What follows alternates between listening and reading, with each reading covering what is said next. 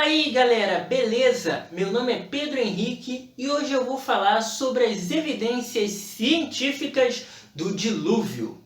Vamos lá? Na Bíblia, a passagem que fala sobre o dilúvio é mais especificamente em Gênesis, no seu capítulo 7. E esses são alguns versículos. Porque passados ainda 7 dias farei chover sobre a terra, 40 dias e 40 noites, e desfarei de sobre a face da terra toda a substância que fiz. E era Noé da idade de 600 anos, quando o dilúvio das águas veio sobre a terra. Noé entrou na arca e com ele seus filhos, sua mulher e as mulheres de seus filhos, por causa das águas do dilúvio. Dos animais limpos e dos animais que não são limpos, e das aves e de todo réptil sobre a terra.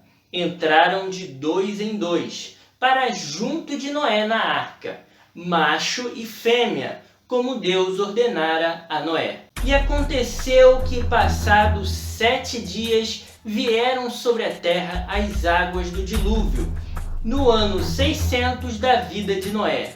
No mês segundo, aos 17 dias do mês, naquele mesmo dia, se romperam todas as fontes do grande abismo e as janelas dos céus se abriram, e prevaleceram as águas sobre a terra 150 dias. Ok, mas muita gente se pergunta como e se realmente isso aconteceu. Existem provas? Sim. Vamos à primeira evidência, a física da Arca de Noé. 4 alunos de física da Universidade de Leicester, na Inglaterra, decidiram investigar a possibilidade de a Arca de Noé flutuar, enquanto carregava um par de cada espécie de animal. Para isso, no ano de 2014, os estudantes começaram a analisar, de acordo com a física, o passo a passo das instruções encontradas na Bíblia. Primeiramente, o grupo converteu os cúbitos, medida utilizada na Bíblia, em centímetros, determinando que 1 do primeiro corresponde a 48 do segundo. Seguindo esse raciocínio, a arca teria 145 metros de comprimento, 24 metros de largura e 14 metros de altura.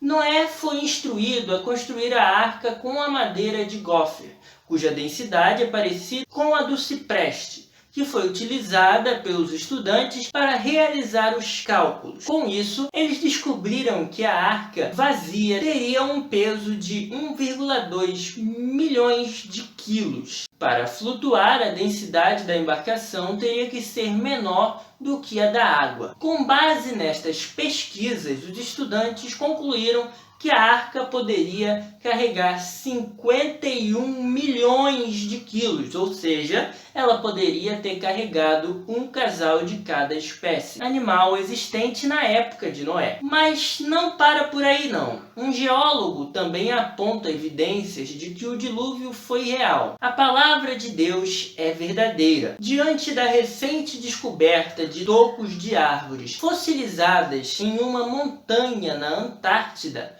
um geólogo cristão aponta as evidências que confirmam o relato bíblico sobre o dilúvio. Os geólogos da Universidade de Wisconsin-Milwaukee, nos Estados Unidos, Eric Galbraithson e Johnny Isbell, encontraram as árvores fossilizadas enquanto realizavam pesquisas em uma encosta coberta de gelo. No total, eles coletaram fragmentos de 13 árvores, escrevendo para o Instituto de Pesquisa de Criação, ICR na sigla em inglês. Cleo afirma que esta evidência não surpreende aqueles que conhecem a palavra de Deus. As árvores foram encontradas nos montes transantárticos da Antártica e incluem uma mistura de árvores de folhas perenes, árvores decíduas e gíntigos. Esta descoberta não deve ser nenhuma surpresa para aqueles que tomam Gênesis como uma história literal, disse o geólogo.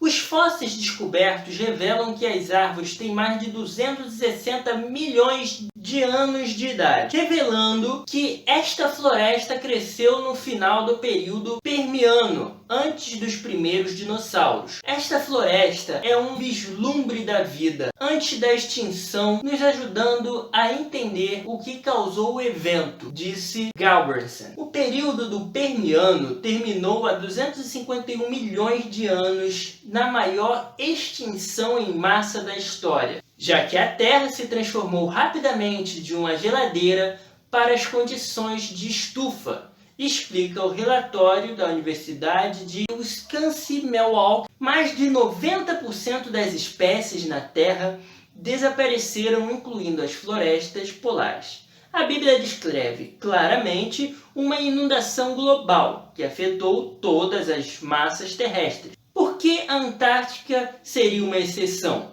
Questiona. Como as árvores não conseguem sobreviver ao atual clima frio da Antártica, a descoberta dos fósseis indica que as condições climáticas do continente eram mais quentes e úmidas no passado. Esta evidência se alinha com a visão de que o clima da Terra era mais quente e mais ameno antes da grande inundação. A condição das árvores fossilizadas preservadas com traços de proteínas e aminoácidos ainda intactos continua fazendo sentido se as árvores foram atingidas pelo dilúvio alguns milhares de anos atrás, defende Clewey. A construção da arca.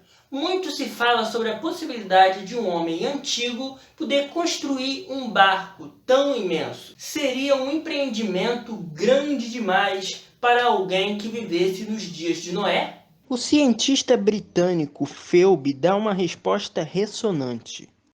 Parece razoável no nível natural supor que Noé possuísse esse gênio para a construção, que se manifesta de tempos em tempos através da história, construindo algo muito além das realizações de seus contemporâneos. Esse foi seguramente o tipo de gênio mostrado por Imhotep no desenho da pirâmide dos degraus, The Pyramid, do arquiteto dos jardins suspensos da Babilônia, de Ictinus e Calicrates na construção do Paternon e de Chares de Lindos na edificação do Colosso de Rhodes. Se rejeitarmos a história e dissermos que a tarefa era excessivamente grandiosa e que homem algum poderia estar tão adiantado em relação a seus contemporâneos, devemos então rejeitar igualmente todas as maravilhas do mundo antigo. Noé foi apenas o primeiro nessa linha de gênios que projetaram e construíram algo que excedeu em muito a capacidade de seus contemporâneos, declara Phelps. E esses foram apenas alguns exemplos de evidências que o dilúvio realmente aconteceu.